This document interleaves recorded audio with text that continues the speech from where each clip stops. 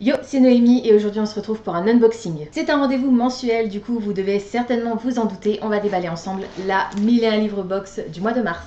Comme d'habitude, la première chose que j'ai pioché, c'est le menu. Le thème du mois de mars est monde post-apocalyptique au pluriel, donc je vais pas l'ouvrir pour ne pas me gâcher la surprise. En revanche, je peux d'ores et déjà vous donner le thème de la box du mois d'avril. Il s'agit de rêves et malédictions et c'est un thème qui me tente vraiment beaucoup. Du coup, j'ai hâte de savoir ce qu'elle contient. Et en plus de ça, l'équipe et la box 1001 livres fête ses 2 ans au mois d'avril. Du coup, ça promet quelques surprises. La première chose que j'ai pioché, il s'agit d'un tote bag. Et alors, il est fluo, mais genre waouh quoi.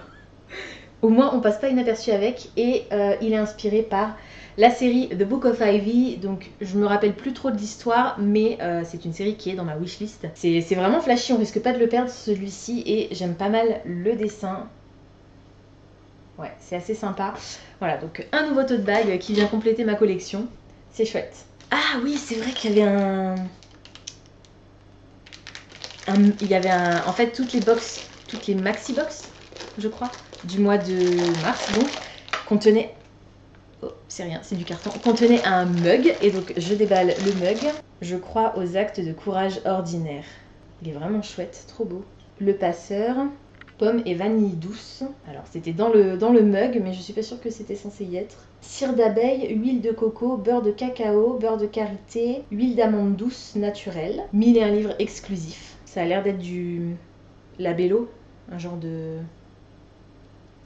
Alors par contre, pour l'ouvrir, bon courage. Je verrai ça plus tard. En tout cas, ils sont très très bons. Donc du coup, le passeur, j'en ai déjà entendu parler plusieurs fois. C'est pas forcément un roman qui m'attire.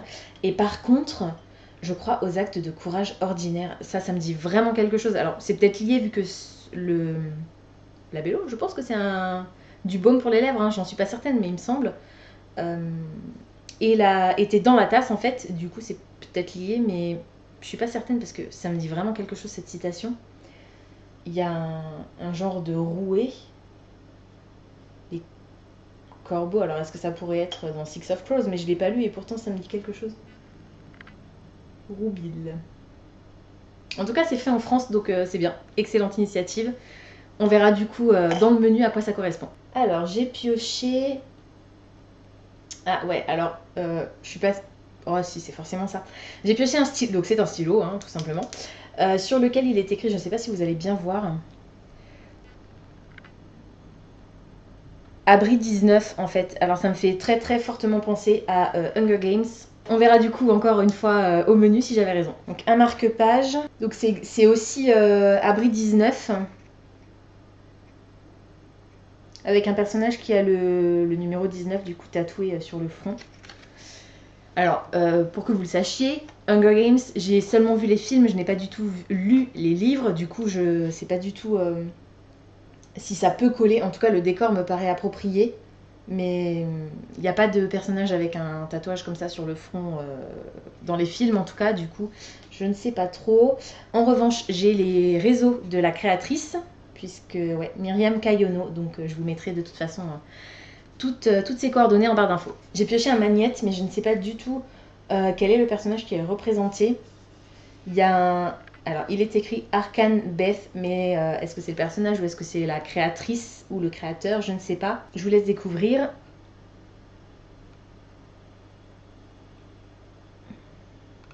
Voilà, et du coup, ben, comme pour certains autres objets que j'ai sortis de cette box, on découvrira de qui il s'agit pendant la lecture du menu. Alors, il ne reste que le livre et si vous avez vu ma wishlist du mois d'avril, vous savez que j'ai une petite idée concernant ce titre. Ben, on va voir tout de suite si j'avais raison. Alors non, pas du tout. J'avais carrément faux et c'est un roman pour le coup dont je n'ai absolument jamais entendu parler. Du coup, je vous présente Abri 19 de Myriam Kayono et c'est un roman qui est auto-édité. On est donc ici dans un monde post-apocalyptique, évidemment. Il y a 11 ans, un mystérieux brouillard a envahi la Terre et les gouvernements, pour sauver la population, ont décidé de les parquer dans des bases secrètes. Malheureusement, il y a un accident qui va arriver à l'abri 19 et Liam va devoir faire un choix entre respecter les lois ou sauver sa petite sœur. Voilà, donc c'est un titre dont je n'avais effectivement jamais entendu parler. Je crois que je ne l'ai même pas vu passer pendant que je cherchais les sorties du mois d'avril, du mois de mars.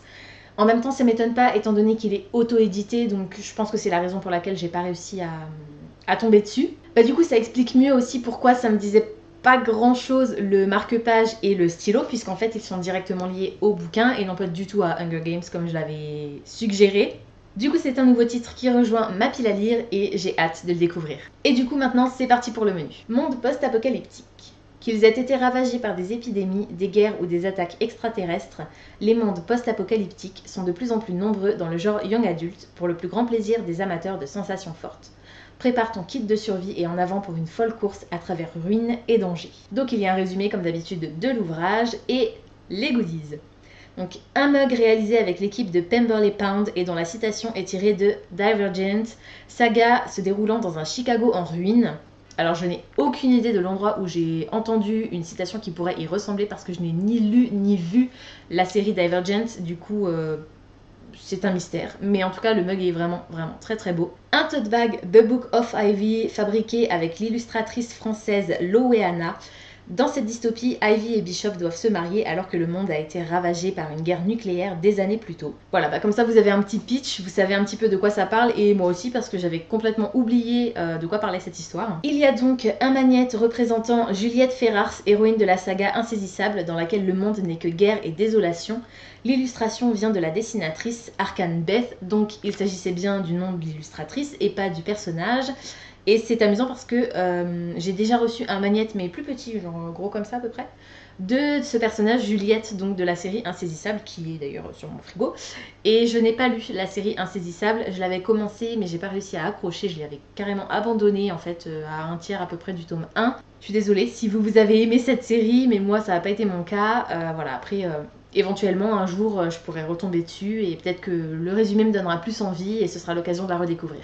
Un baume à lèvres à la pomme et à la vanille douce fabriqué à la main par la boutique Oriandel, il a été inspiré par le roman Le Passeur dans lequel une pomme va chambouler la vie d'un garçon prisonnier d'une société post-apocalyptique en apparence parfaite.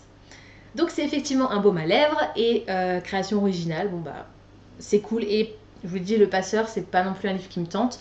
Mais je trouve que c'est bien trouvé le lien entre le titre et le goût, le parfum du baume à lèvres.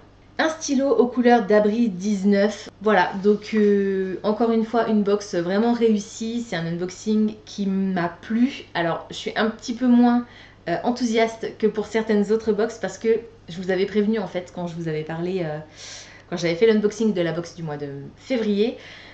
Les mondes post-apocalyptiques, c'est pas forcément quelque chose qui m'attire, mais je trouve que les goodies sont super et je retire rien au travail de l'auteur. Je vais malgré tout lire son roman et si ça se trouve, ce sera un énorme coup de cœur, ce sera la grosse surprise.